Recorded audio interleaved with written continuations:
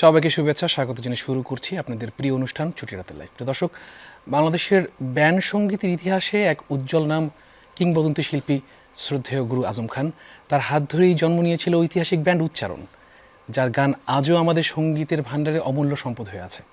আজকের আয়োজনে আমরা স্মরণ করব সেই কিংবদন্তিকে এবং তার গৌরবময় পথ চলা, শুনব উচ্চারণের গল্প, স্মৃতি এবং শ্রদ্ধেয় গুরু আজম খানের অনুপ্রেরণার কথা।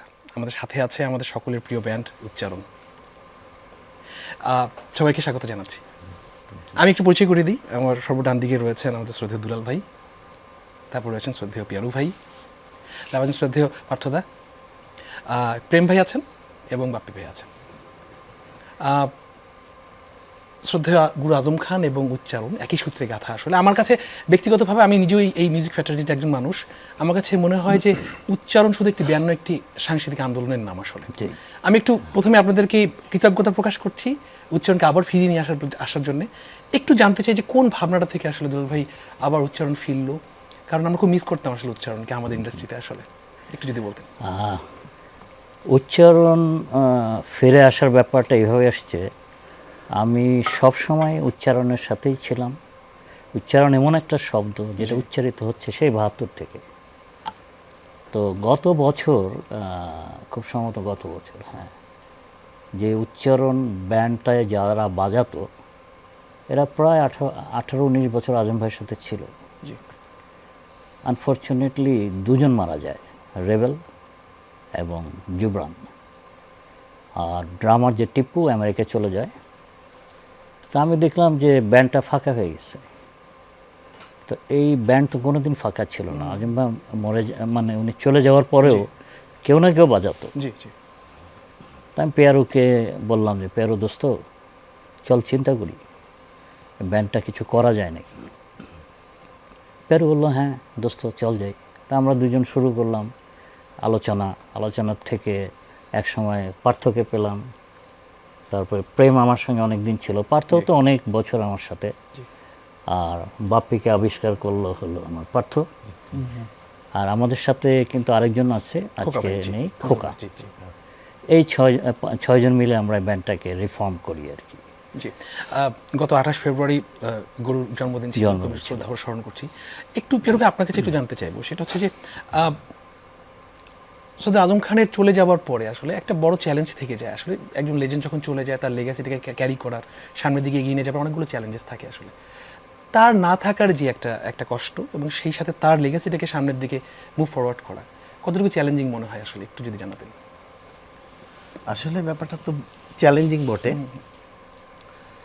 একজন লেজেন্ড, ওনার জায়গাটায় অন্য কেউ এসে সেটা পারফর্ম করা, এটা খুব কঠিন একটা ব্যাপার। এটা হয় না সচরাচর।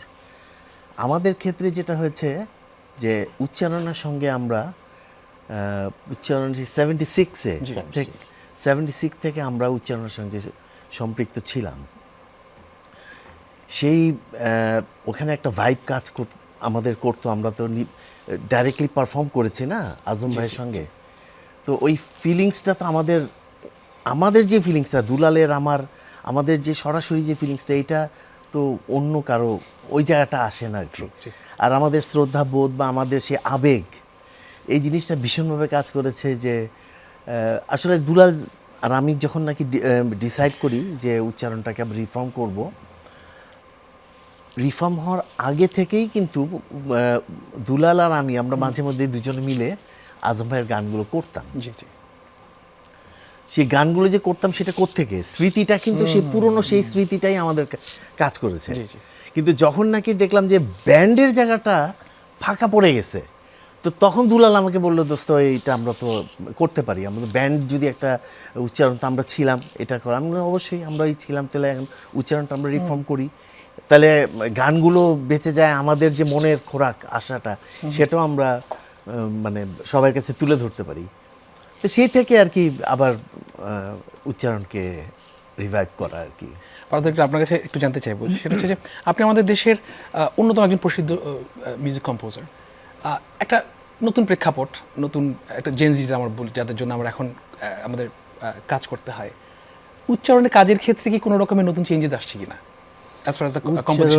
উচ্চারণের যেটা কিছু গান থাকে না, কিছু গান না, কিছু যেগুলি মানে কিংবদন্তি যে সমস্ত গান, তার নিজস্ব কিছু পিস আছে, তার নিজস্ব কিছু কম্পোজিশন আছে। জি তো আমরা যেটা ডিসিশন নিয়ে কাজ করছি সেটা হচ্ছে যে ওখানে আমরা হাত দেব না, জি কারণ তখন স্বল্পতা ছিল, জি জি যন্ত্রপাতির অনেক অভাব ছিল। যতটুকুনি যা পেরেছেন তাই দিয়ে যা করেছেন সেটা সেই সময় থেকে আজ পর্যন্ত হিট হয়েই আছে।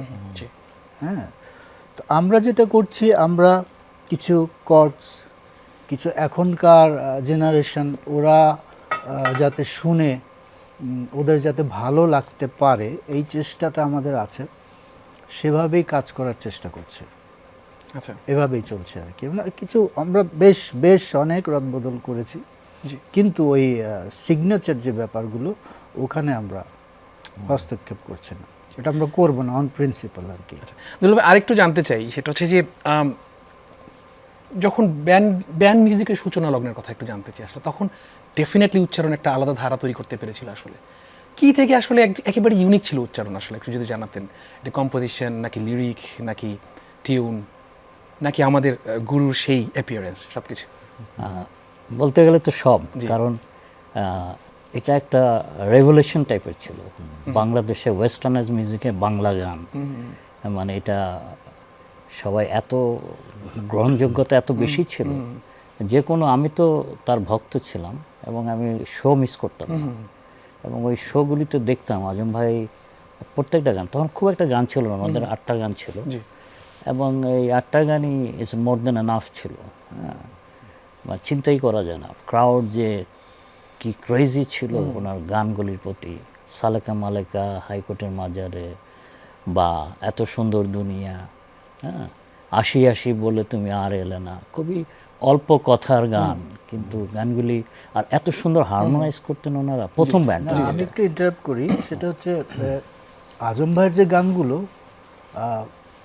এই গানগুলোর ম্যাক্সিমামই কিন্তু মানে কোনো কল্পনা করে লেখা নয়, সমস্ত বাস্তব জীবনে Lyrics দেখা, based, উপলব্ধি করা, ওখান থেকে পিক করা। আজম ভাই এগুলি প্রত্যেকটা পিক করতেন, আচ্ছা মানে যেমন যে কোনো গান, সারা রাত বা আশি রেল আশি, লাইনের রেল বস্তিতে। লাইন, হ্যাঁ, সমস্ত তার বাস্তব জীবনে দেখা ঘটনাগুলোকেই সে গানে প্রতিফলিত গানে পিছনে কোনো না কোনো একটা ঘটনা কোনো না কোনো কারণ রয়েছে, এবং যার জন্য বাস্তবের সাথে তার গানগুলো মেলাতে খুব সুবিধা হয়, যার জন্য মানুষের মনে ওটা ইয়ে হয়ে যায়। আর আমাকে একবার আজম ভাই খুব মাঝে মাঝে দেখা হতো, তো মানে সময় ছিল না কোনো, যখন ইচ্ছে চলে যেতাম। একদিন দেখা হলো, আমাকে নিয়ে ফুটপাতে বসলেন, আচ্ছা হ্যাঁ, বসে যেটা বললেন, উনি আমাকে একটা মন্ত্রের মতন একটা জিনিস বললেন যে, দেখ পার্থ, গান কখনো কঠিন করবি না, আচ্ছা গান কখনোই কঠিন করতে হয় না। গান কঠিন করবি যদি বোদ্ধা মানুষের জন্য গান করিস, সেক্ষেত্রে কঠিন গান করিস। আর যদি মাস পাবলিকের কথা চিন্তা করিস, যত সহজ রাখতে পারবি তত সেটা রাইট মানুষের মাঝে যাবে। এটা একটা বিশাল পয়েন্ট, মানে এটা এক্স্যাক্টলি। মানে খুব সাধারণভাবে যে বুঝিয়ে গেছেন উনি এত পপুলার কেন। মানে পপুলারিটি পাওয়ার পিছনেও কিন্তু একটা বিশাল বড় কারণ সাধারণ কথা, সাধারণ সুর, এবং ওনার গানের তৎকালীন সময়ে কিন্তু অত কর্ড, জি। অত ভেরিয়েশন এসব কিন্তু ওরা পারতেন, কিন্তু করেননি। সিম্পল যত থাকে ততই ভালো। মানে সাধারণ মানুষের কাছে পৌঁছানোর যে আসলে একটা একটা মিডিয়াম আসলে তার, সেটা যাই হোক, একটা গানে যেতে চাই, তারপরে আবার প্রসঙ্গে ফিরবো, একটা গান শুনি। শরৎ। শরৎ, ওকে।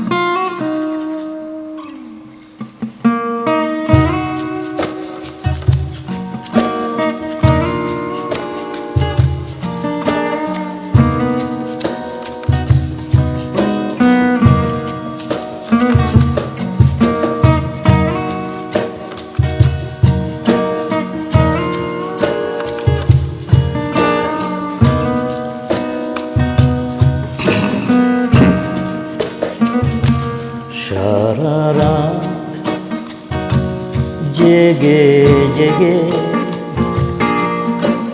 কত কথায় আমি ভাবি,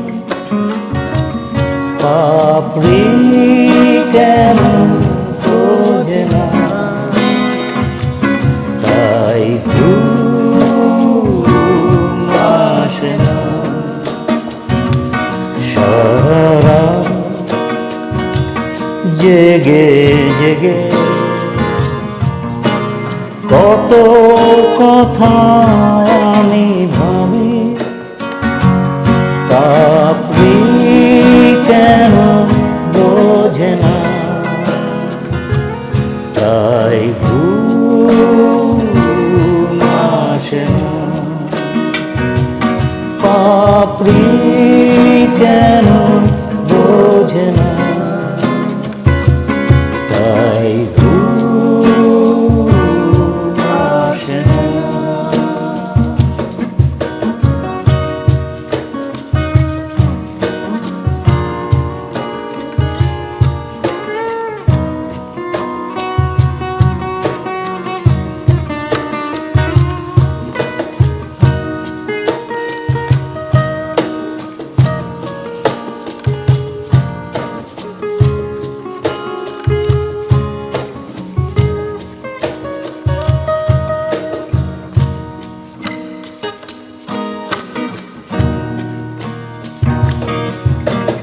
তুমি আমি কেন দূরে দূরে খুঁজে বেড়াই ঘুরে ঘুরে, তুমি আমি কেন দূরে দূরে খুঁজে বেড়াই ঘুরে ঘুরে, মন কি যে চায় কতটুকুই বা পায়, পাপড়ি কেন বোঝে না, তাই ঘুম আসে না। পাপড়ি কেন বোঝে না, তাই ঘুম আসে না। সারা রাত জেগে জেগে কত কথা আমি ভাবি, পাপড়ি কেন বোঝে না, তাই ঘুম আসে না। পাপড়ি কেন বোঝে না, তাই ঘুম আসে না। অসংখ্য ধন্যবাদ। একটু প্রেম ভাই আপনার কাছে একটু আসি, সেটা হচ্ছে যে আপনার সাথে আমার অনেক পুরনো একটা সম্পর্ক আছে, আপনাকে আমি অনেকভাবেই ফলো করি, অনেকের সাথে সেশন বাজিয়েছেন, বাট যখন উচ্চারণের প্রসঙ্গ আসে আর কি, যে এখানে আপনি এখন কাজ করছেন, এই ফিলিংটা কেমন আসলে? প্রথমত আমি উচ্চারণে এর আগেও একবার বাজাইছি। যখন আমি প্রথম মিউজিকে আসি তখন উচ্চারণে আমি বাজাইছি সম্ভবত 2006 থেকে 2009 পর্যন্ত। ওই সময় আমি ওনার সাথে প্লে করার আমার সৌভাগ্য হয়েছে। তো তারপরে যে কোনো কারণে হয়তো বা ওইখান থেকে চলে আসি। তো এরপরে যখন দুলাল ভাই আমাকে ফোন দিয়ে জানালো উচ্চারণ ব্র্যান্ডটা আবার রিফর্ম করতেছে, তো ওটার যে একটা ভালোবাসাটা না করতে পারিনি, আচ্ছা, ওইখান থেকেই চলে আসা। বাপি ভাইয়ের কাছে একই প্রশ্ন, সম্ভবত আপনি সব থেকে সর্বকনিষ্ঠ member। হ্যাঁ, সর্বকনিষ্ঠ। ভয় লাগাটা কেমন কাজ করে, আবার একই সাথে ভালো লাগাটা? ব্যাপার থেকে বেশি ইন্টারেস্টিং যেটা ছিল, আমি ওনার সাথে আমার দেখা হয় না কিংবা আমি মনে করেছিলাম যে হয়তো খুব বেশি হলে ৮০ গান, তারপরে ৩-৪টা গান হয়তো বা খুব সহজ হবে আমার জন্য। দাদা যেদিন আমাকে ফোন দিল প্রথম, খুব এক্সাইটেড নিয়ে গেলাম, তো খুব বেশি পরিশ্রম করতে হবে না, যাই গিয়ে যখন একটা দিন যাচ্ছে তখন এত সুন্দর সুন্দর গান, এত রিচ গান, এবং ওই যুগে যে মানে এই যুগের সমতুল্য যে গান হয়েছে কিংবা ওটা যে কোপ আপ করতে আমার একটু সময় লাগতেছে, তখন আমি বুঝতে পারছি যে না, আমি খুব প্রাউড যে আমি দাদার সাথে মিউজিক করতে পারতেছি এবং মানে ওনাকে চর্চা করতে পারতেছি, ওনাকে ধারণ করতে পারতেছি। বাহ, চমৎকার। দুলাল ভাই, খুব জানতে ইচ্ছে করছে, পিয়ারো ভাই আপনাদের দুজনের কাছে একই প্রশ্ন আসলে, একটু ওই সময়কার লাইভ পারফরমেন্সের কথা একটু জানতে চাই, যে অডিয়েন্সদের প্রতিক্রিয়া কেমন ছিল বা তার লাইভ পারফরমেন্সগুলো কীরকম ছিল আসলে? আচ্ছা, দুলাল একটু বলুন, দুলালের ওকে, একটা আমি experience। প্রথম আমার কয়েকটা কনসার্ট যে দেখার সৌভাগ্য হয়েছিল, তার মধ্যে একটা হলো ইঞ্জিনিয়ারিং ইনস্টিটিউশন। জি। ওখানে আমাকে অনেক কষ্ট করে ঢুকতে হয়, কারণ তখন টিকিট সিস্টেম ছিল, তো আমাদের কাছে তো টাকা থাকতো না। তো যাই হোক, যে কোনোভাবেই ঢুকলাম। তো ভেরি ইন্টারেস্টিং হলো যে আজম ভাই একটা করে গান করতেছে, আর সবাই এত এক্সাইটেড, সবাই এত ক্রেজ, মানে অনেকগুলি গানের পরে হঠাৎ করে হারিয়ে গেছে বলে একটা গান ধরলো, খুবই অল্প কথা, জি। মানে পুরা অডিয়েন্স কোয়াইট হয়ে গেল, আর এত হারমোনাইজ আর এত মেলোডিয়াস একটা গান, মানে সবাইকে হারায় নিয়ে গেল। বাহ। এভরিবডি, মানে প্রত্যেকে এটা এত অ্যাকসেপ্ট করছে, এবং এটা, এই গানটা আমরা হয়তো করার সুযোগ হবে না, বাট এত সুন্দর একটা গান, চিন্তা করা যায় না।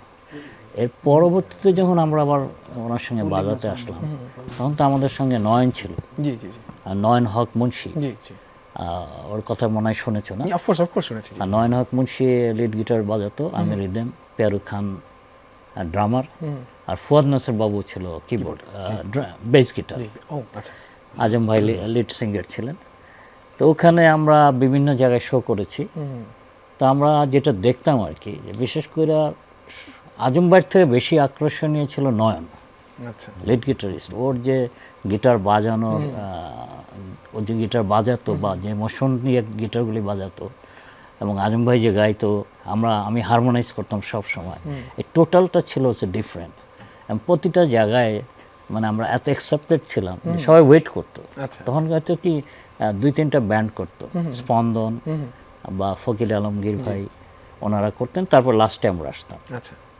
তা আমরা আসার আগেই পাবলিক আমাদেরকে খুঁজতো, উচ্চারণ আজম খান। তো আমাদের একটা ওই সময়ের একটা খুব জনপ্রিয় গান ছিল আলালো দুলাল। জি, রাইট। এই গানটা বেশ, এটাই কিন্তু টার্নিং পয়েন্ট ছিল সেকেন্ড টাইম যখন আজম ভাই আসলেন। জি আজম ভাই তো 72-তে ব্যান্ডটা করলেন, জি, মাঝখানে ব্যান্ডটা ব্রেক হয়ে গেল, 75-এ আমরা আবার রিফর্ম করি আর কি। মানে ফরচুনেটলি আমাকে আজম ভাই দায়িত্বটা দেয় যে নয়নের বাসায় যাও, নয়নকে আনো, পরে পেয়ারুকে আনা হলো, বাবু আসলো, আমরা রিফর্ম করলাম, আমরা প্র্যাকটিস করতাম আর কি।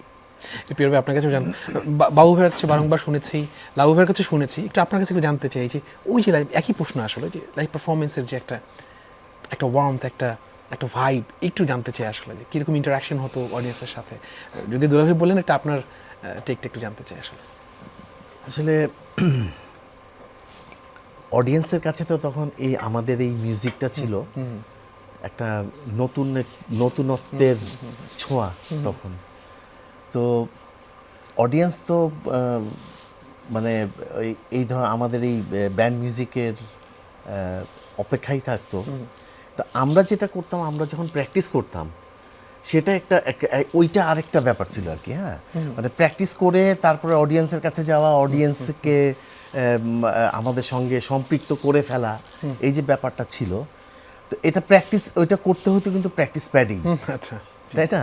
মানে অডিয়েন্সের সঙ্গে কি হবে সেটাতে যখন আমরা অডিয়েন্সের কাছে যাচ্ছি, তখন অডিয়েন্সের একটা ভাইব থাকে, ওইটাকে হিসাব করে ওইটার সঙ্গে মিশে যাওয়া আর কি, আমাদেরকে অডিয়েন্সের সঙ্গে মিশিয়ে নেওয়া।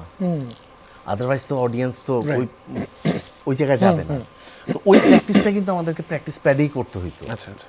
তো ওখানে যে আমরা যখন প্র্যাকটিস করতাম, কিন্তু ওই যে একদম হারায় যেতাম, একদম টোটালি হারিয়ে যেতাম। আজম ভাই কিন্তু কখনো প্র্যাকটিস প্যাডে থাকতেন না, আচ্ছা আচ্ছা। উনি আসতেন যাইতেন, প্র্যাকটিস কিন্তু আমরাই করতাম।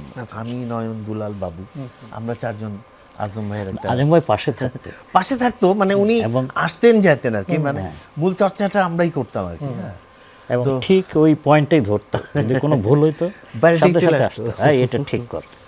এই জায়গায় হচ্ছে না। হ্যাঁ, তো এখন ওই অডিয়েন্সের ভাইবটা আমার যতটুকু এখনো মনে পড়ে, আমরা অভিসার সিনেমা হলে পারফর্ম করেছি অনেকবার।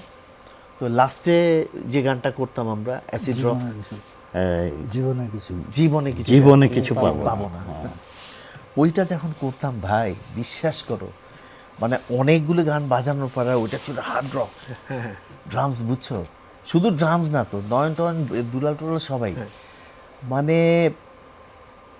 বাজাতে বাজাতে বাজাতে শেষ পর্যায়ে গিয়ে না শরীরে এক বিন্দু শক্তি থাকতো না, এক বিন্দু ঘাম, এখানকার ঘাম যে একদম পা পর্যন্ত কেটসের মুজা টুজা ভিজে গেছে, কিন্তু যখন শেষ হইতো অডিয়েন্স তো একদম পুরা, আর আমরা একদম মানে একদম ওই ড্রামস্টার ছেড়ে বসে বললাম যে আমাদের লোকজন থাকতো সবাই, হ্যাঁ, কে কোন দিক দিয়ে, কেউ সিম্বল, কেউ এইটা সেটা সবাই নিয়ে প্র্যাকটিস প্যাডে সবাই চলে গেল আর কি। আমরা কিন্তু একদম মানে কি বলবো বেহুশ আর কি, এরকম অবস্থা। তো অডিয়েন্সও নাচতে নাচতে বেহুশ, আমরা বাজাতে বাজাতে বেহুশ। তো এই ছিল আর কি তখনকার এই মানে এক্সপিরিয়েন্স। একটা গান শুনি তারপরে প্রশ্ন করছি। কোনটা? চলো যাই। আজকে তো এই আমাদের গানটা একটু সফট টাইপের গান করতে এই গানটা লিখেছিলেন নীলু ভাই। উনি রিদম গিটার বাজাতেন এবং বেশিরভাগ গানেরই ওই সময় যে 8টা গান হয়েছে ওনার কন্ট্রিবিউশন অনেক বেশি ছিল, সবাই মিলে কাজ করতো। তো হৃদয় সাগর মরুভূমি।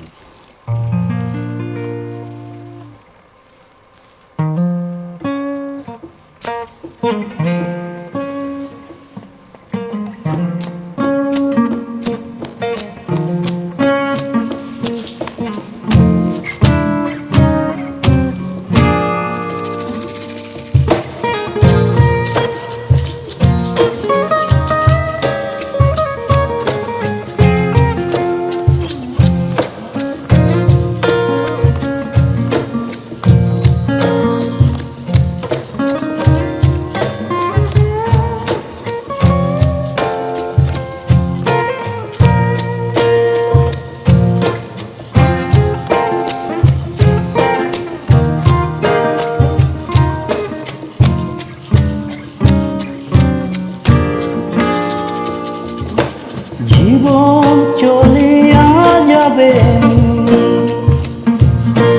বয়ে চলে স্রোত ধারে।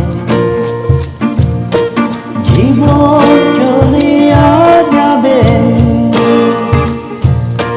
বয়ে চলে স্রোত ধারে। কাঁদে সে নদী মোহনা,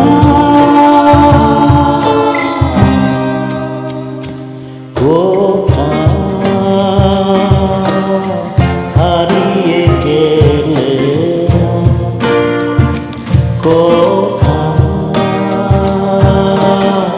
হারিয়ে গেলে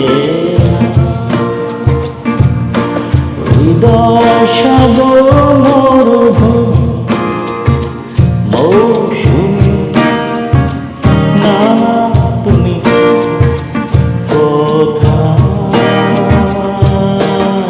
হারিয়ে গেলে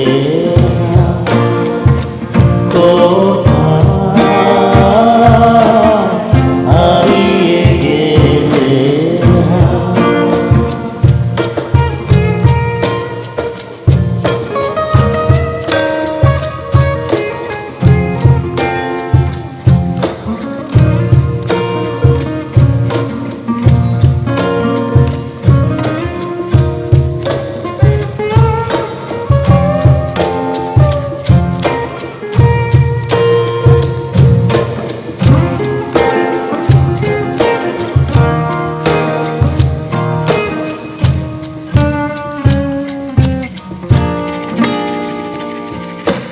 তুমি যে শুধু আমার, সে কথা তুমি কি বোঝো?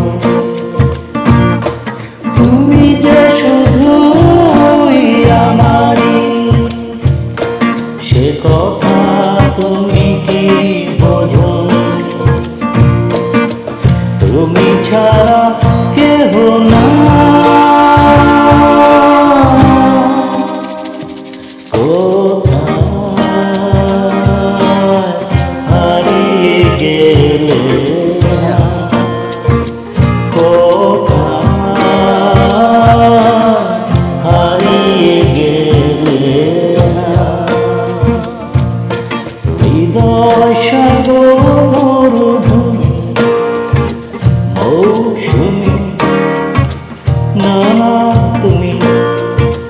কোথায়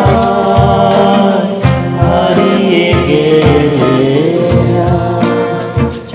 কোথায় হারিয়ে গেলে কোথায় হারিয়ে গেলে। অসংখ্য ধন্যবাদ। একটু জানতে চাই সেটা হচ্ছে যে পার্থদা খুব সুন্দর করে একটু আগে বলছিলেন যে গুরু আজম খান যে গানগুলোই করেছেন বাস্তব জীবন থেকে নিয়ে করেছেন। আসলে একটু জানতে চাই যে ব্রিলানের উপস্থিতি গান আছে, সালেকা মালেকা আছে, আলালুদুলাল আছে, এই গানগুলোর নেপথ্যের ঘটনা একটু জানতে চাই। তৎকালীন সময়ে সত্যি উনি আমাদের সামাজিক বাস্তবতাকে তুলে ধরতে পেরেছিলেন কিনা তার গানের মাধ্যমে একটু জানতে চাই। হ্যাঁ, আমি রেল লাইনের বস্তির ব্যাপারটা যতটুকু জানি, আজম ভাই প্রায় যখন মুক্তিযুদ্ধ থেকে ফেরত আসলেন আর কি, উনি বিভিন্ন জায়গায় ঘুরে বেড়াতেন এবং সিচুয়েশন দেখতেন। তো একদিন কমলাপুর স্টেশন দিয়ে উনি হেঁটে হেঁটে আসছেন, তো এক জায়গায় দেখলেন একটা ভদ্রমহিলা কাঁদতেছে, বাচ্চা একটা কোলে। তো উনি অনেক দূর চলে গিয়েছিলেন, তা আবার আসলেন, এসে দেখলেন না আসলে বাচ্চাটা মারা গেছে। তো উনি খুবই মর্মাহত হলেন, বাসায় আসলেন, তখন নীলু ভাইরা ছিলেন বাসায়। আসা তখন এই গানটা তার মনে হলো যে রেল লাইনের বস্তিতে জন্মেছিল একটি ছেলে, মা তার কাঁধে, মানে বাংলাদেশের তখনকার অবস্থানকে ফুটিয়ে তোলা আর কি। হায় রে হায় বাংলাদেশ। হ্যাঁ, তো এটা হলো রেল লাইনের বস্তিতে। আলাল দুলাল অন্য একটা ব্যাপার ছিল। আলাল দুলালের ব্যাপারটা ছিল আজম ভাইয়ের দুই ফ্রেন্ডকে উনি মজা করে মানে গানগুলি করতেন। মানে বাবা ছিলেন অনেকটা ইন্ডিয়ান সিনেমার হিরো দেবানন্দের মতন। তো ওনার একটা সাইকেল ছিল, তো সাইকেলে একজনকে সামনে একজন পিছনে বসিয়ে ওই স্কুল থেকে একটা প্যাডেল দিত। বাই দ্য বাই, ওই আলালো দুলালের দুলাল কিন্তু সেই দুলাল না না, ওইভাবে না, জিনিসটা আমি বলতেছি আর কি। জিনিসটা আমি একটু আমি একটু বলতে চাই আর কি, কারণ এটা ভুল একটা ধারণা, এটা আসলে পরে আসছে। তো ওখান থেকে আজম ভাই ওখানে ওই পোলের পাশে একটা রেলিংয়ে দাঁড়িয়ে দাঁড়িয়ে দেখতো, যখনই ওরা যেত ক্রস করতো তখনই আজম ভাই শুরু করতো আলালো দুলাল তাদের বাবা দেবানান পোলের থেকে প্যাডেল মেরে পৌঁছে বাড়ি। ওরা খুব চেত, মানে দুই ভাই, জাহাঙ্গীর ভাই আলমগীর ভাই, বুঝছো? তো যাই হোক, যখন গানটা আজম ভাইয়ের কাছে প্রথম শুনলাম আমার কাছে খুব ইন্টারেস্টিং লাগলো, বিকজ আমার নাম আছে দুলাল। হ্যাঁ, তা আমি গানটা নিয়ে করি, তা আজম ভাই বলতেছে গানটার মধ্যে পুলের থেকে ভালো লাগতেছে না, এটার মধ্যে কিছু পুল অ্যাড করতে হবে, লোহার পুল, অমুক পুল। তা আমি বক্সিবাজার থাকতাম, তা একদিন আমি আজম ভাই বলতেছি, আজম ভাই পাইছি একটা চাংখার পুল। তো চাংখার পুল পরে আবার হচ্ছে কি, ওই যেখান থেকে আমি আসতাম ওখানে একটা বড় ব্যানার লেখা ছিল ডেকোরেটর হাজি চান। তা আমি এসে আমি বলতেছি চাংখার পুলে হাজি চান। তো আজম ভাই এটা আলম ভাইয়ের সঙ্গে শেয়ার করলেন। তো পরে আস্তে আস্তে গানটা তৈরি হলো। তো গানটাকে খুব একটা প্রায়োরিটি দেয়নি। তো তখন সপ্তবর্ণ একটা অনুষ্ঠান হতো টিভিতে। তো নওয়াজ আলী খান প্রডিউসার ছিলেন, উনি বললেন আজম তোমাকে 6-7টা গান করতে হবে। তো আমরা রেকর্ডিং স্টুডিওতে গেলাম ইসাতে। তা আমাদের তখন টাইম লাইন ছিল, কারণ বয়স কম, আমাদের 11টার পরে বাইরে থাকা যাবে না। তো গান আজম ভাই 5টা গান রেকর্ডিং করছে, আলাল আর দুলাল করে না। তো বললো যে প্যাক আপ, ও তো স্নেয়ার খুলতেছে। আমি যে আজম ভাইকে ধরলাম, আজম ভাই কি আলাল দুলাল হবে না? আরে পাগল, আচ্ছা ধরো। আমরা সবাই একটা টেক দিয়েছিলাম, তখন তো রেকর্ডিং সিস্টেম জানোই কীরকম ছিল। তো পরের দিন ওই টিভিতে ভিটিআর বলে, ভিটিআর হবে। তো আমরা ভিটিআরে গেলাম, যাওয়ার পরে ওই স্পুল বাজতেছে। তো শেষে গানটা ছিল, হঠাৎ করে চাংখার পুলে প্যাডেল মেরে শব্দটা হয়েছে। তখনই নওয়াজ আলী খান বলে এই গানটা বাজান তো। তো আজম ভাই বললো না না, এটা বাচ্চাদের গান। তো যখন গানটা শুনলেন আজম ভাই দেখলেন যে না, চিন্তা করতে পারেন যে এত সুন্দর একটা গান হয়েছে। তো ওই গানটা আমরা করলাম আবার খুব অভিনয় করে। আজম ভাই হলো হাজি চান, আমি নয়নরে বললাম নয়ন তুমি যখন আলাল যদি ডাইনে যায়, নয়নকে টান দিয়ে নিয়ে আসতেছে, দুলাল যায় বামে। তো ওর থেকে আসলে আমরা আলাল দুলাল হয়ে গেছি। আচ্ছা, সবার অবগতির জন্য জানিয়ে দিই যে শ্রদ্ধেয় গুরু আজম খানকে এবছর স্বাধীনতা পুরস্কারে ভূষিত করা হয়েছে। আমার একটা খুব পছন্দের গান আছে দুলাল ভাই, বেরো ভাই দাদা, সেটা হচ্ছে আসি আসি বলে তুমি হারাইলেন না। এই গানটা একটু শুনতে চাই প্লিজ, যদি আমার রিকোয়েস্ট রাখেন। শিওর। হ্যাঁ, Da-da-da.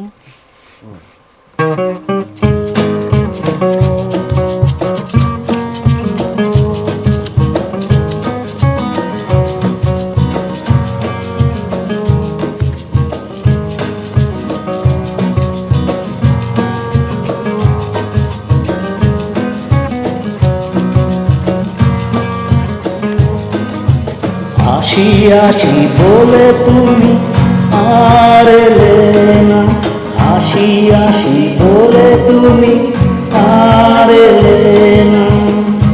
সেই দিন থেকে জীবনের সাথে, সেই দিন থেকে জীবনের সাথে শুধু সাধনা। আসি আসি বলে তুমি আর এলে না, আসি আসি বলে তুমি আর এলে না।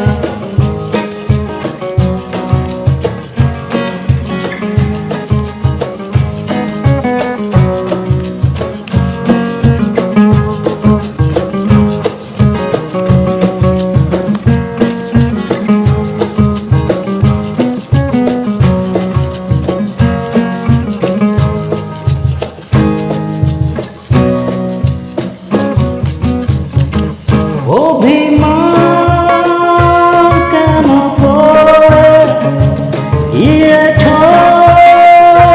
বহুদূরে, অভিমান কেন করে গিয়েছ বহুদূরে।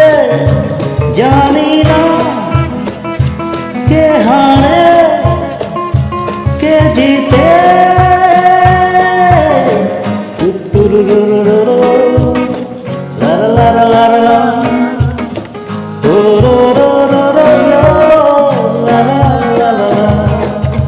আসি আসি বলে তুমি আর এলে না, আসি আসি বলে তুমি আর এলে না। লা লা লা লা লা লা, আর এলে না। দো রো রো রো রো রো, আর এলে না। লা লা লা লা লা লা, আর এলে না। দো রো রো রো রো রো, আর এলে না। অসংখ্য ধন্যবাদ। পার্থদা, একটু জানতে চাই যে সৈয়দ আজম খানের গানে যেরকম গভীর প্রেম ছিল, স্বদেশ প্রেম ছিল, এবং সমাজের অসঙ্গতি নিয়ে কথা বলে একটা সোচ্চার কণ্ঠস্বরের চেতনাও ছিল। আসলে আপনি কি মনে করেন কি যে, আপনার কাছে প্রশ্ন এইরকম করে করতে চাই যে আজকে যদি সৈয়দ আজম খান বেঁচে থাকতেন, তাহলে সামাজিক চারপাশে সব এই বিষয়গুলো মানে দেখে আরেকটা বাংলাদেশ হতো কিনা, আরেকটা বাংলাদেশ রেল লাইনের উপস্থিতি এরকম হতো? নিশ্চয়ই হতো, নিশ্চয়ই হতো। কারণ উনি, আমি বলবো উনি শুধু একজন গায়ক ছিলেন না, উনি একজন ফিলোসফার ছিলেন। আমার দৃষ্টিতে উনি একজন ফিলোসফারই বলবো আমি। উনি প্রত্যেকটা জিনিসের মধ্যেই লজিক্যাল ইললজিক্যাল কোনো কিছুই পছন্দ করতেন না, এবং যেটা লজিক আছে সেটাতে ওনার সায় থাকতো। এবং আমি বিশ্বাস করি উনি যদি বেঁচে থাকতেন তাহলে উনি আরও অনেক কাজ আমাদেরকে দিয়ে যেতেন। প্রিয় ভাই, আপনার কাছে ঠিক একই প্রশ্ন করবো একটু অন্যভাবে, যে আমি যদি এইভাবে বলি যে সৈয়দ আজম খান সব সময়ের জন্য প্রাসঙ্গিক, তিনি তার ব্যক্তিত্ব, তার গান, সব কিছু, তাহলে কিভাবে বিশ্লেষণ করবেন? অবশ্যই উনি চিরন্তন, যে বলতে গেলে যে জিনিসটা আসে আর কি, উনি ছিলেন, উনি থাকবেন, এখনো আছেন, আমাদের সঙ্গে আছেন, এবং ভবিষ্যতে উনি থাকবেন। ওনার যে কর্ম উনি করে গেছেন সেটা দিয়েই উনি থাকবেন। আর উনি যদি এখন থাকতেন তাহলে আমাদের সেই পথ চলাটা হয়তো আরো অনেক দিন হতো। জি জি। আরেকটা জিনিস আমি একটু অ্যাড করতে চাই, এই গল্পটা, এটা একটা গল্পই, ধরতে গেলে গল্পই বলা হবে। এই গল্পটি আমি শুনেছি আমাদের সদ্য টিঙ্কু ভাইয়ের কাছ থেকে। এই যে সারা রাত জেগে জেগে গানটি আছে, এর যে ক্যারেক্টার পাপড়ি, জি, হ্যাঁ, ওনাকে তো উনি অত্যন্ত ভালোবাসতেন, এবং ভালোবাসাটা পবিত্র অর্থে, ভীষণ পবিত্র একটি ভালোবাসা, যেটা কি বলবো, এটা পরিণতি পায়নি, যেটা পরিপূর্ণ হয়নি, কিন্তু মনের মধ্যে পোষণ করে রেখেছেন। এই গানটি বাংলাদেশের অসংখ্য মানুষের মনের কথা এবং সবচেয়ে যেটা আমার গুজবাম্প হচ্ছে যেটা উনি যে যখন শেষবার বিদেশে চিকিৎসার জন্য যাচ্ছেন সিঙ্গাপুরে যখন স্ট্রেচারে শোয়া উনি, এই পাপড়ি তাকে ফোন করেছিলেন আর কেমন আছো জানার জন্য। এই যে প্রাপ্তিটা না, শেষ জীবনে এসে শেষ বেলায় এসে যাকে তিনি ভালোবাসতেন তার একটা কল পেয়েছিলেন।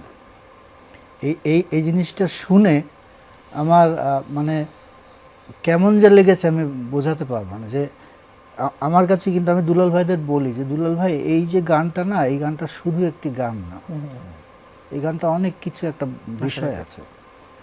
ওই যে বললাম যে সমস্ত কিছু আজম ভাইয়ের নিজের জীবন থেকে ইমপ্লিমেন্ট করা।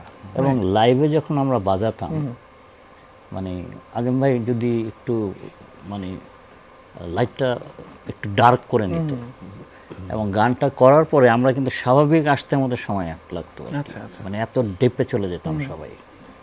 এবং আজম ভাই ওইভাবে গাইতেন গানটা। আজম ভাই কাঁদতেন উনি। জি, একটা খুব চমৎকার একটি ভালোবাসার গল্প শুনলাম। আসলে একটু আপনার কাছে অন্যভাবে একটি বিষয় জানতে চাই যে তার স্বদেশ প্রেমের কথা। উনি নিঃসন্দেহে একজন দেশপ্রেমিক ছিলেন। আসলে তার দেশপ্রেমের ওই চেতনার কথা একটু আমাদেরকে জানান। আসলে দেশপ্রেম যদি বলেন, উনি অসম্ভব ভালোবাসতো দেশকে। এবং এই বিষয়ে মানে কোনো ধরনের আলোচনা বলতে হয় কি, উনি যেটি করতেন, যেমন একটা এক্সাম্পল বলি, ক্রিকেট ম্যাচ হবে, জি, সকাল 7:30টায় গোসল টোসল করে ছোট্ট একটা ব্ল্যাক অ্যান্ড হোয়াইট টিভি ছিল, তখন কেউ আসতে পারবে না। আচ্ছা, মানে গভীরভাবে মানে মনোযোগ দিয়ে উনি দেখতেন এবং বলতেন কোনো এক সময় বাংলাদেশ অনেক ভালো করবে, হেরে গেলে বলতেন।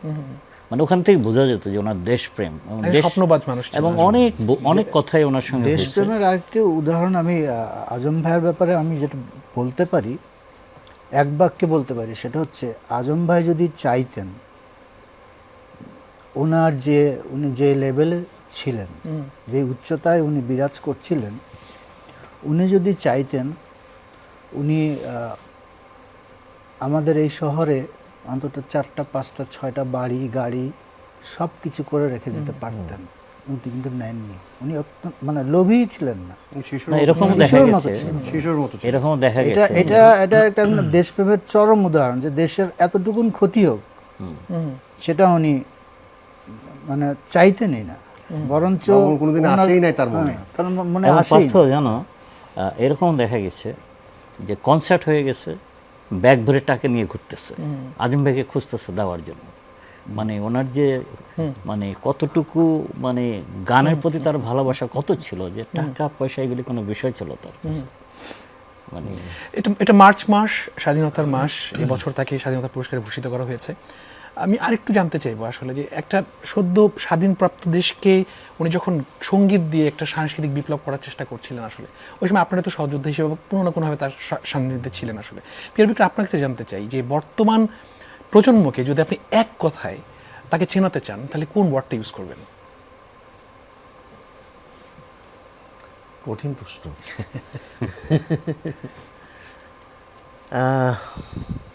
আমার মতে কিংবদন্তি বলাটাই বেটার। কিংবদন্তি আছেনই, সেটা আসলে আমরা এক একজন এক একভাবে চিন্তা করবে, যে যেভাবে চিন্তা করুক। আমরা এখন আজম ভাইয়ের গানের ভেতর দিয়ে উনাকে এই কথাটা, মানে তোমার প্রশ্নের উত্তরটা আমরা গানের ভেতর দিয়েই যাই। অসংখ্য ধন্যবাদ। আর একটা জিনিস আমি পলাশ, আমি একটু ইন্টারাপ্ট করি, সেটা হচ্ছে আমাদের বিশাল আরেকটি প্রাপ্তি হয়েছে, যেটা হচ্ছে বাংলাদেশের ব্যান্ড ইন্ডাস্ট্রিতে তোমরা ওয়ারফেজ স্বাধীনতা 21শে পুরস্কার অর্জন করেছে। এই জন্য উচ্চারণের পক্ষ থেকে আমরা আগেই বলেছি যে আমরা অত্যন্ত আনন্দিত এবং তোমাদেরকে সবাইকে আমরা অত্যন্ত জানাচ্ছি। ধন্যবাদ। সময় নেই, চলে যেতে হবে। অসংখ্য ধন্যবাদ। শেষ গানটি শুনবো। যদি এক কথায় দুলাল ভাই আমাদের দর্শকদের জন্য বা উচ্চারণের ফ্যানদের জন্য কিছু বলতে চান এক লাইনে। আজম ভাইয়ের অনেক গান আছে। যেহেতু আমি 76 থেকে ছিলাম, আমি যখন গানগুলি একটার পর একটা আসতেছি, প্র্যাকটিস করতেছি, আমরা প্রায় 19টা গান করেছি। অনেকে গান শুনেইনি। মানে আমি তো বলবো যে আজম ভাইয়ের অনেক গান আছে যে মানুষ শুনেনি। তা আমরা চেষ্টা করতেছি এই আজম ভাইয়ের গানগুলিকে নতুনভাবে নিয়ে আসার জন্য, এবং আমি চাই যে এই জেনারেশন একটু আজম ভাইয়ের কে নিয়ে পড়ালেখা করুক, জানুক, নিশ্চয়ই তার গানগুলি শুনুক। নিশ্চয়ই। অসংখ্য ধন্যবাদ। শেষ গানটি শুনবো, আমি ছোট্ট করে বিদায় নিচ্ছি। দর্শক, এই ছিলাম আমাদের আজকের আয়োজন। যেমনটি প্রিয় রূপে বলছিলেন যে শ্রদ্ধেয় আজম খান ছিলেন, বর্তমানে আছেন এবং ভবিষ্যতে থাকবেন তার গানে, তার চেতনায়। ভালো থাকুন, সুস্থ থাকুন, দেখা হবে সামনের সপ্তাহে। শেষ গান। রেল লাইনের ওই বস্তিতে জন্মেছিল একটি ছেলে, মা তার কাঁদে, ছেলেটি মরে গেছে। হায় রে হায় বাংলাদেশ, বাংলাদেশ, বাংলাদেশ, বাংলাদেশ। রেল লাইনের ওই বস্তিতে জন্মেছিল একটি ছেলে, মা তার কাঁধে, ছেলেটি মরে গেছে। হায় রে হায় বাংলাদেশ, বাংলাদেশ, বাংলাদেশ, বাংলাদেশ।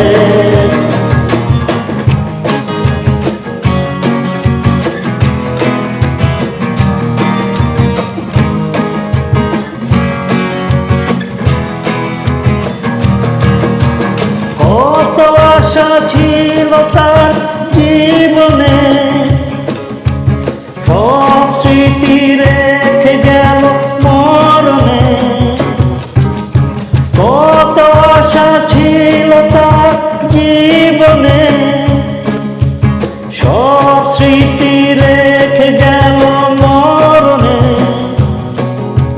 মা তার পাশে চেয়ে বসে আছে। হায় রে হায় বাংলাদেশ, বাংলাদেশ, বাংলাদেশ,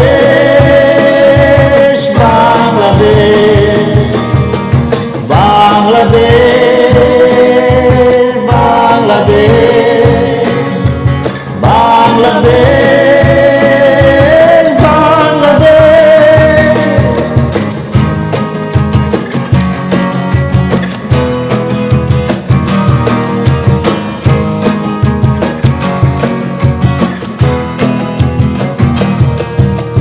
কত মাস যে আজ নয়নে, কে তা বোঝাবে বা কেমনে।